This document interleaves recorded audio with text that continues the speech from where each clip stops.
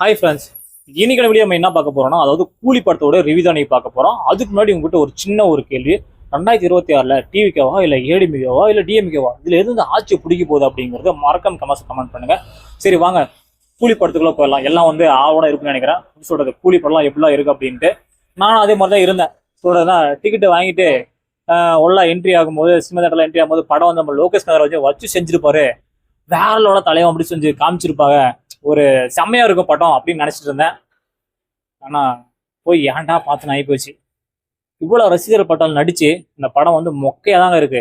பாத்தீங்கன்னா நம்ம super star Rajinikanth, Sathyaraj, அப்புறம் நாகார்ஜுன், அமீர் கான், ஷோபின், அப்புறம் பூஜா ஹெட்டு, ஸ்ருதிகாஷன் இவங்கெல்லாம் நடிச்சு இந்த படம் இவ்வளவு ரசிகர் படம் நடிச்சு இந்த படம் வச்சுக்கோங்களேன், ஏன்டா பார்த்து ஆகி போச்சு. அந்த அளவுக்கு வந்து படு மொக்கையா செஞ்சிருக்கிறாரு. ஃபர்ஸ்ட் ஓப்பனிங் பார்த்தீங்கன்னா படத்தை வந்து ஒரு ஹார்பரை காமிக்கிறாங்க. அதில் நிறைய தொழிலாளிலாம் இருக்காங்க. அதுல இருந்து பார்த்தீங்கன்னா நம்ம ரஜினிகாந்த் மட்டும் பார்த்தீங்கன்னா சூப்பர் ஸ்டார் ரஜினிகாந்த் பார்த்தீங்கன்னா தலைமறைவாரு. அது ஏன் தலைமறைவாக இருக்காரு அப்படிங்கிறது கடைசி வரைக்கும் தெரியல. அப்புறம் பார்த்தீங்கன்னா நம்ம சத்யராஜ் பார்த்தீங்கன்னா அது வந்து ஒரு போலீஸ் அதிகாரி இருக்கிறாரு. இந்த நடக்கிற அந்த கும்பல் அதாவது தங்க வேட்டை, அதாவது தங்கத்தில் கடத்துறாங்க பார்த்தீங்களா, அந்த தங்கத்தில் வந்து யார் யார் கடத்துறாங்க, இதுக்கு யார் எத்தனை பேர் சம்மந்தப்பட்டிருக்காங்க அப்படிங்கிற அந்த லீடர்கள்லாம் கண்டுபிடிக்கிறது நம்ம சத்யராஜ் வந்து மாறு இடத்துல கொள்ள நுழையிறாரு. அப்படி நுழையும் போது கண்டுபிடிச்சி சத்யராஜை கொண்டுறாங்க.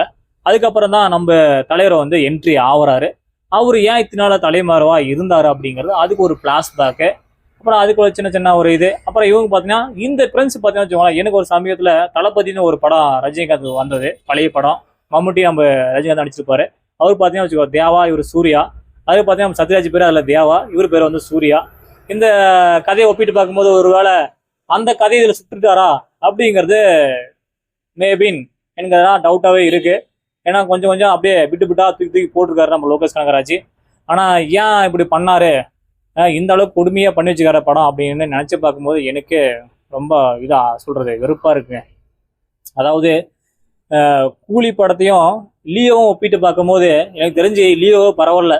ஏன்னா வச்சுக்கோவேன், லியோ வந்து ஃபர்ஸ்ட்லேருந்து அந்த இன்ட்ரோ வந்ததையும் நல்லா படம் ஓடிட்டு இருந்தது. சுவாரஸ்யமாக இருக்கும் படம் பார்க்கறதுக்கும் நல்லா இன்ட்ரெஸ்டாக இருந்தது.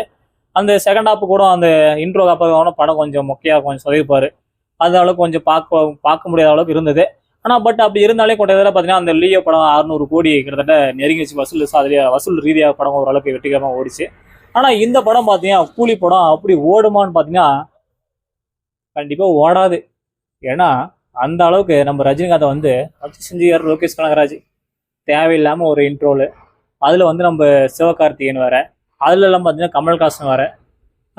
இந்த படம் ஓடுறதுக்கு இந்த படத்தை இப்படி மேலும் பார்த்தீங்கன்னா இந்த சூப்பர் ஸ்டார் படத்தை வந்து ஒப்பிட்டு பார்க்கும்போது சமீபத்தில் நெல்சன் பார்த்தீங்கன்னா அவரு ஜெயிலர் படம் நடிக்கும் போது எக்கச்சக்கமான ரசிகர்களை கொண்டு வந்து அங்கங்க சொரி பிட்டுப்பிட்டா சொரி ஒரு படத்தை கொஞ்சம் பெரிய லெவலில் கொண்டு போனாரு.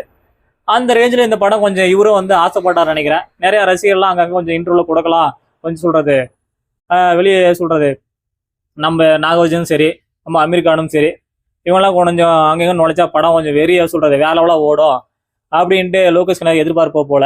ஆனால் படம் இந்த அளவுக்கு போய் மொக்கையா முடியும்னு யாரும் எதிர்பார்த்துருக்க மாட்டாங்க, ரசிகர்களுக்கு எதிர்பார்க்க மாட்டாங்க. அந்த அளவுக்கு படு மொக்கை. இந்த படம் மேபின்னு எப்படி சொல்றது, உங்களோட கருத்து எப்படிங்கிறது மறக்காம கமெண்ட் பண்ணுங்க. இந்த படம் வந்து இந்த மாதிரி சொல்ற ஒரு 200 கோடிங்கிறது தாண்டாது. சொத்த பிளாப்பு தான் ஊற்றி தான் போகும் அந்த படம். இந்த என்ன பொறுத்தவரைக்கும் கருத்து. ஆனால் என்னோட இடம் பார்த்தீங்கன்னா வச்சுக்கோங்களேன், மிக பெரிய சொல்றது பெருசாக தாஜ்மஹால்லாம் கிடையாது. பெருசாக நம்ம வந்து ஸ்க்ரீன் துணிலாம் கட்டி நம்ம ஒரு வீடியோ போடலாம் அப்படிலாம் கிடையாது. நம்ம சிம்பிளான ஒரு இடத்துல வந்து நம்மளால முடிஞ்ச ஒரு வீடியோ அப்லோட் பண்ணிட்டு இருக்கேன். இந்த வீடியோ பிடிச்சிருந்தா மறக்காம சப்ஸ்கிரைப் பண்ணுங்க. எத்தனை பேர் லைக் பண்ணுறீங்கன்னு பார்ப்போம். டாடா பாய்.